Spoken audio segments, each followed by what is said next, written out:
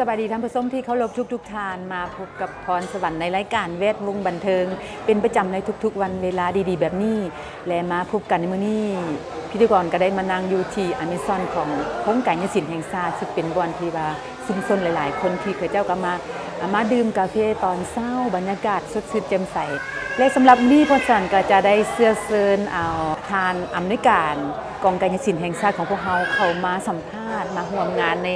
การจะเว้าถึงเกี่ยวกับเรื่องว่าที่การไปแสดงเป็นจังใดเรื่องรับไส้งานต่างๆเป็นจังใดเลยตอนนี้ก็ต้องมาพบกับทางอำนวยการกองการยศิลป์แห่งชาติคือทาน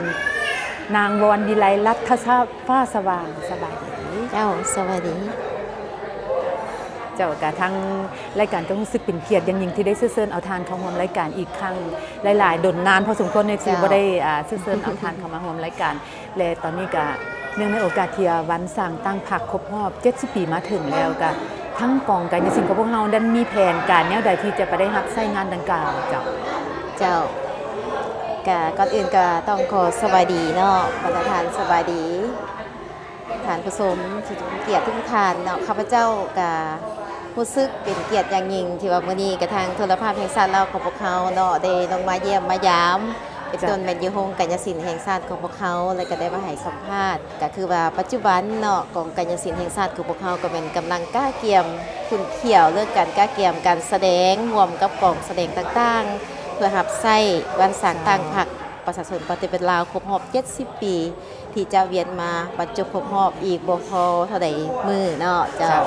การแสดงในพวกเราก้าเกี่ยมอีหยังได้สิไปรับใช้งานดังกล่าวเจ้าพวกเขาก็มีหลากหลายเนาะส่วนว่าพวกเขาก็ได้ประกอบน้องนักแสดงเขาประกอบใส่รายการใหญ่จากนักแสดงหลายๆกลุ่มกองเนาะมาแสดงพร้อมกัน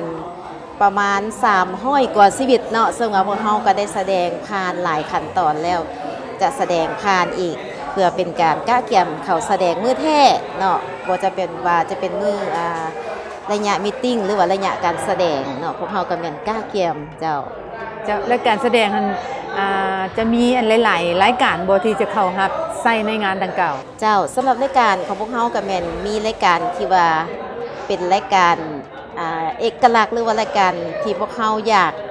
เปิดให้ใส่หูใส่ตาของบรรดาทานผู้ชมแท้ๆเนาะอันนี้เป็นรายการที่น้องนุ่งของพวกเขาลูกหลานของพวกเขาได้ก้าเกี่ยมการแสดงแบบตั้งจิตตั้งใจและการแสดงแบบมีความโลดโผนว่าซั่นๆเนาะแล้วก็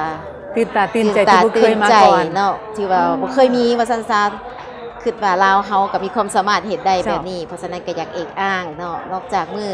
แสดงหับไส้มื้อกองประชุมแล้วพวกเฮาก็จะมีการเปิดแสดงหับไส้พิเศษให้แก่มวลชนอีกก็เป็นต้นเป็นวันที่28 29ของเดือน3เฮานี่แหละเนาะเริ่มแต่เวลา17:30 เป็นต้นไปพวกเขาจะมีการเปิดการแสดงรอบพิเศษอยู่ที่โฮมการยศิลป์แห่งชาติของพวกเขาเจ้าเลยกันหลายๆคนก็สนใจเพราะว่านอกจากเราบ่ได้ไปเบิ่งอยู่ในงานแล้วเนาะเราจะเข้ามาอยู่โฮมการยศิลป์แห่งชาตินี้เพราะว่าเปิดเวลาจักโมงหาจักโมงให้แน่นอนเพราะว่าหลายๆสื่อมวลชนหรือว่าหลายๆมวลชนพวกเราต้องการมาเบิ่งเพราะว่านักแสดงรุ่นน้อยของพวกเรานี่มีความสามารถหลายนอกจากประเทศอื่นเด้อเจ้าเพราะว่านักแสดงเฮารุ่นปัจจุบันนี่แม่นล้วนแล้วแต่เป็นนักแสดงที่มีความสามารถหลายเนาะเก่งหลายว่าซั่นซะซึ่งว่ามันแสดงออกในการเคลื่อนไหวการแสดงเมื่อกี้นี้ในปีท่องเที่ยวลาวปี2024ก็แม่นน้องหนูลูกหลานของพวกเฮาก็แม่นได้ไปเคลื่อนไหวแสดงอยู่แต่ละแขวงเนาะแต่ละเมืองเพิ่นเซิ้นไปพวกเฮาก็ไปแสดงกันล้วนแล้วแต่ได้รับการนิยมชมชอบจากมวลชนเพราะฉะนั้นก็อยากให้บรรดาทานมาเบิ่งมาชมอีกตื่มตอนแน่นอนพวกเฮาก็กล้าเกี่ยมเอารายการที่มีเก่งแท้ๆนะมาแสดงให้บรรดาทานผู้ชมได้ชมกันในวันที่28 29เนาะเพราะว่าพวกเขาจะมีแผนไปแสดงต่อเลยมันทางภาคเหนืออีกเนาะหลังจากการแสดงเดือน3ไปเนาะอันนี้พวกเขาก็จะกล้าเกี่ยมไปแสดงเคลื่อนไหวหับใส่พ่อแม่พี่น้องอยู่ทางต่างแขวงตื่นเนาะเจ้าท่านผู้ชมนั่นก็แมนทานอำนวยการเพิ่นได้เว้ากระจ่างแจ้งต่อท่านผู้ชมฟังแล้วว่านักแสดงเพิ่นได้แสดงที่มีความสามารถตื่นตาตื่นใจบ่เคยมีมาก่อนเพราะว่าเพิ่นไปเรียนฝึกมาแต่ต่างประเทศก็คือประเทศเวียดนามเพิ่นก็จะแสดงความสามารถลีลาในการแสดงนี่บ่มีไผเคยฮู้มาก่อนแล้วก็ต้องได้ติดตามนํกันแล้วก็อย่าลืมอย่าพลาดหาโอกาสมาติดตามชมอยู่ในกองการยศิลป์แห่งชาติและตอนนี้เพื่อบ่เป็นการเสียเวลาพวกเฮาไปเบิ่งในการแสดงน้อยนึงแล้วก็กลับเข้ามาพวกเฮาว่าต่อไปเพิ่นจะมีการก้าเกี่ยมไปทางภาคเหนือแนวใดในการแสดงของพวกเพิ่นเนาะ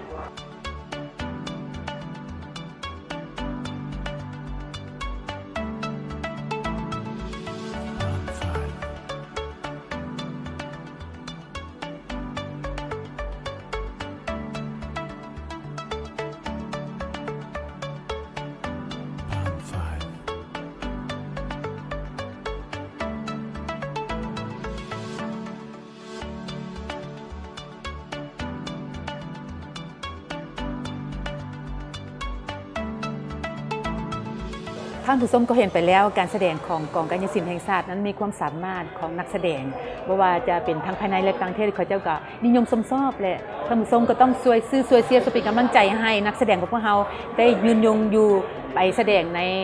ความสามารถของเพิ่นตลอดไปเนาะและตอนนี้เราก็กลับเข้ามาหาทานในการอีกครั้งหนึ่งทานบอนวิไลลัทธฟ้าสว่างอีกครั้งหนึ่งอยากมาขอถามเกี่ยวกับเรื่องในอนาคตจะมีการก้าวเกี่ยมไปทางภาคเหนือมีอันใดที่ไปแสดงให้มวลชนอยู่ต่างแขวงให้เจ้าตื่นตาตื่นใจว่าคนลาวเขาก็ยังมีความสามารถเ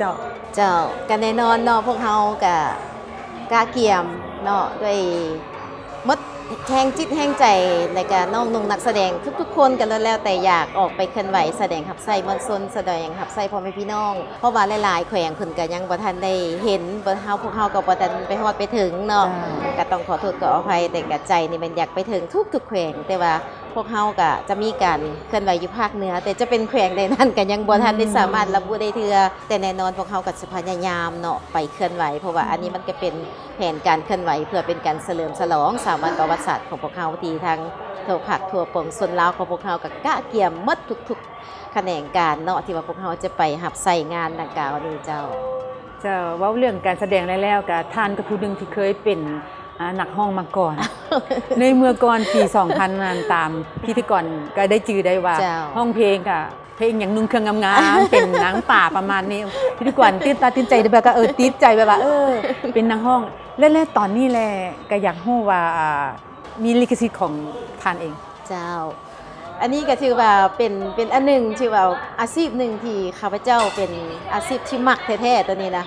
เคยใฝ่ฝันมาแต่น้อยอยากเป็นนักร้องแต่ก็บังเอิญเนาะหรือว่าเป็นความโชคดีของข้าพเจ้าบ่และอย่างนั้นก็เป็นนักร้องที่บ่ทันได้สังกัดอย่างเทื่อแต่ว่าหลังจากมีงานกีฬาปี 2000 เนาะทั้ง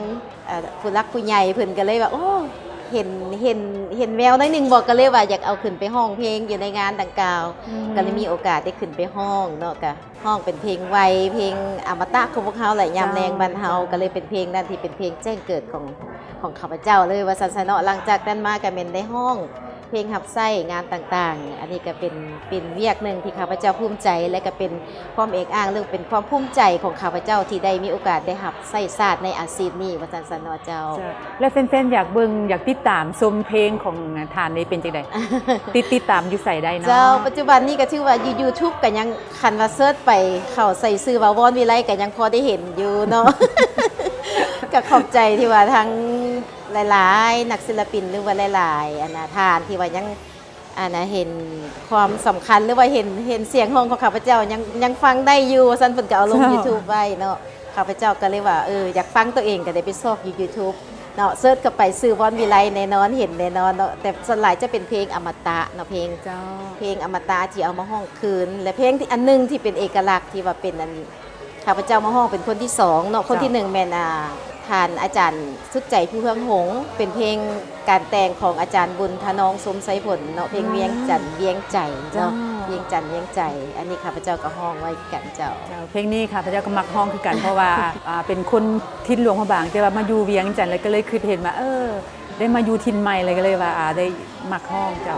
จ้าอันนั้นก็เป็นผลงานของทานวอนวิไลลัทธฟ้าสว่างเพิ่นก็มีผลงานหรือก็มีหลายๆอย่างบ่ว่านอกจากจะเป็นท่านอำนวยการอยู่กองกายศิลป์แล้วเพิ่นก็มีลิขสิทธิ์ในการร้องเพลงและท่านใดต้องการติดตามก็สามารถเบิ่งเพจของเพิ่นอยู่ในหน้าจอของเราเจ้าและมาถามอีกอันนึงเนาะเกี่ยวกับเรื่องการร่วมมือการปรับปรุงโครงการกายศิลป์ของพวกเรานี่กับบริษัทนี้มีความคืบหน้าประมาณไสล่ะเจ้าอันนี้ก็ถือว่าเป็นอันนึงที่ว่ามีใบหน้าใหม่ของกองกายศิลป์แห่งชาติของพวกเราก็คือกองกระทรวงแถลงข่าววัฒนธรรมของพวกเราเว้ารวมบ่เฉพาะบ่รวมๆแท้ๆกับของนครหลวงเวียงจันทน์ของพวกเรานี่แหละเนาะก็มีใบหน้าใหม่ถ้าทานใดได้มีโอกาสได้ขี่รถไกลมาแถวโฮงกายศิลป์เนาะบางทานก็อาจจะมักติดปากว่าโฮงกายศิลป์มิตรภาพลาวโซเวียตเนาะอันนี้เพราะว่าเป็นสภาพโซเวียตเพิ่นสร้างให้ว่าซั่นๆตั้งแต่ปี 1990 เป็นต้นมาอันนี้มันถือว่าเป็นสิ่งหนึ่งที่เพิ่นมอบให้ลาวของพวกเรารัฐบาลลาวของพวกเราแล้วก็เป็นโฮงกายศิลป์แห่งหนึ่งเพราะฉะนั้นผ่านมามันก็หลายปีแล้วเนาะคันว่าแต่ปี90มันก็สุดโทรมมันก็เปเพนอกแล้วพวกเราก็ได้มีการ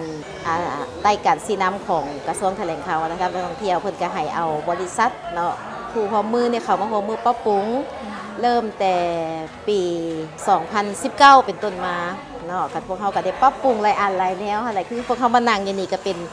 โซนหนึ่งก็เป็นอาหารอเมซอนที่ว่าเฮ็ดทรงแบบโฮงกายสิทธิ์เลยเนาะเป็นเอกลักษณ์เลยแล้วก็เฮ็ดสวนเขียวเป็นน้ำพุเป็นหยังขึ้นมาก็เฮ็ดให้มีใบหน้าใหม่กายมาก็เห็นเป็นป่าไม้สีเขียวแล้วก็บอนสถานที่จอดรถปรับปรุงทางในไฟต่างๆ เพื่อให้การแสดงแล้วก็บอนนั่งหรือว่าเพดานต่างๆ มันกับทุกโซมอีกอย่างหลายพวกเขาก็ได้พวกเพิ่นก็ได้มาหัวมือปรับปรุงนำพวกเขาก็ถือว่ามาฮอดปัจจุบันนี่ก็ได้ 80% แล้วเนาะพวกเขาก็ยังสิได้พยายามอันใดที่ว่ายังค้างคาเป็นต้นมันการบริการห้องน้ำอีกอย่างหรือว่าอันอื่นที่ว่ามันยังบ่ทันได้คักในพวกเขาก็ยังสิปรับปรุงกันต่อไปเนาะเจ้า และนอกจากการปรับปรุงโฮงกายศิลป์แล้วก็มันก็ต้องได้พัฒนาตนเองคือพัฒนานักแสดงเนาะให้ได้ไปต่างประเทศไปฝึกมาให้ได้แน่นอนนี่ กันแน่นอนแหละการไปเรียนนี่ก็ถือว่าพวกเขาก็ได้มีนักเรียนที่ว่าจบมาแต่เวียดนามก็มีรุ่นจบมาแต่เวียดนาม5ก็จบมาปีท้ายปี2023เนาะท้ายปี2023จบมาหันก็ถือว่ามี14น้องก็ถือว่าบรรดาน้องนุ่งลูกหลานแล้วนั่นก็เป็นมาแสดงหับไส้ในปีท่องเที่ยวปี2024เลยเนาะก็ถือว่าต้นปี2024มาฮอดท้ายปี2024ถือว่าเขาเจ้าได้เคลื่อนไหวมีแต่รายการที่ว่าบรรดาทานผู้ชมหลายๆแขวงก็อาจจะได้เห็นแล้วเนาะผลงานของพวกเขาเจ้าเนาะได้ไปเคลื่อนไหวต่างๆกันเนาะก็ถือว่าหลากหลายสมควรและนอกจากนั้นการปรับปรุงน้องนุ่งก็คือกันพวกเขาก็ต้องได้พยายามที่ว่าอยากให้เขาเจ้าได้ฝึกได้แอบนะให้มีความสนิทสนานแต่แน่นอนมันก็ต้องได้มีเรื่องบำหลอกบำรุงต่างๆเพราะฉะนั้นการเปิดการแสดงต่างๆอยู่ในโฮงนี่ก็สำคัญที่สุดเพื่อให้น้องนุ่งลูกหลานเขาเจ้าได้เคลื่อนไหวเลยก็มีสิ่งเอื้ออำนวยให้แก่พวกเขาเนาะเพื่อให้รายการแสดงกายศิลป์ของพวกเขานี่เติบใหญ่หรือว่าเก่งขึ้นก่อนเก่าเนาะผ่านมาก็ต้องขอบใจนำทางผู้รักผู้ใหญ่หรือว่าทางบริษัททางห้านหรือว่าเอกชนต่างๆที่ว่าพวกเพิ่นก็ยังให้การสนับสนุนให้แก่น้องนุ่งลูกหลานนักแสดงของพวกเราตลอดมาแล้วอันนี้ก็ต้องขอบใจหลายๆก็หวังว่าเพิ่นจะให้การสนับสนุนต่อไปเนาะเจ้าอยากถามเกี่ยวกับเรื่องว่าสิ่งท้าทายนี่ในการที่จะพัฒนาสิ่งท้าทายของการพัฒนาเรียกงานการแสดงกายศิลป์เนาะก็แน่นอนเลยอันนี้คันว่าเรื่องกายศิลป์นี่มันก็ท้าทายอยู่แล้วสถานการณ์แสดงกายศิลป์นี่ถ้าว่านักแสดงบ่มักบ่ฮักแต่แท้ความตัดสินใจบ่สูงแต่แท้ก็แม่นถือว่าบ่สามารถมาเฮ็ดวิชานี้ได้ว่าซั่นเนาะสิ่งท้าทายที่สุดของพวกเขาก็แม่นนักแสดงที่พวกเขาจะได้เอามาสืบทอดนี่พวกเขาเป็นห่วงหลายเนาะเพราะว่านักแสดงของพวกเขาถ้าแสดงไปแล้วเขาเจ้าหักเกิดมีกันถือพามีลูกไปแล้วร่างกายมันก็จะบ่คือเก่าเนาะหลายๆน้องก็ถือว่ามีลูกไปแล้วก็ปะวิชานี้ไปเนาะบ่สามารถกลับคืนมาแสดงได้แต่ก็มีจำนวนหน่อยที่ยังกลับคืนมาแสดงได้อันนี้ก็เป็นสิ่งท้าทายอันหนึ่งเพราะว่ามันต้องได้ใส่เฮงหลายว่าซั่นซะเนาะมันต้องใส่เฮงใส่ความเสี่ยงและนอกจากนั้นมันต้องได้ใส่งบประมาณในการบำรุงห่างกายเนาะอันนี้พวกเขาผ่านมากันยังตัวนี้มันกันยังบ่ทันได้ดีเท่าที่ควรและพวกเขาก็ยังต้องการหลายแต่การผ่านมาก็คือข้าพเจ้าเว้าในต้นรายการนั่นแหละมีหลายๆฐานที่ยังให้ความสนใจให้ความ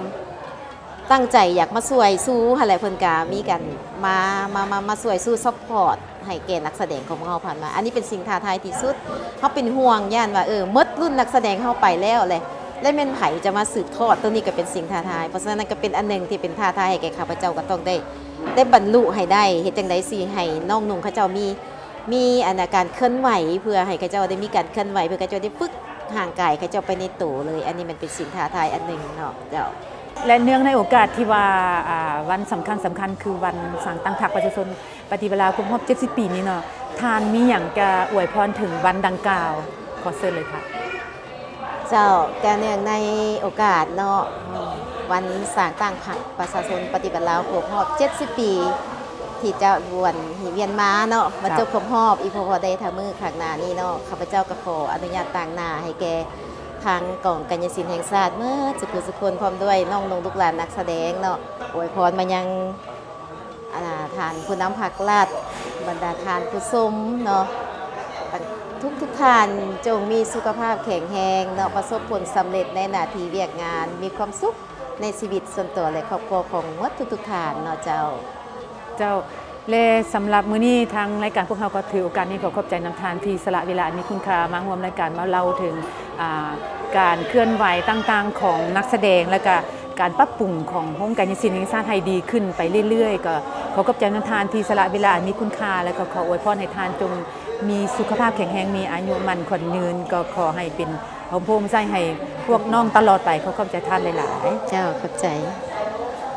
ท่านผู้ชมทางวันนี้ก็เป็นการให้สัมภาษณ์ของทานบอนวิไลรัฐฟ้าสว่างวันนี้ข้าพเจ้าพร้อมด้วยทีมงานก็ถือโอกาสนี้ขอขอบใจน้ำทานผู้ชมที่ติดตามรายการตลอดมาโอกาสหน้าพบกันใหม่ขอกล่าวคำว่าสบายดี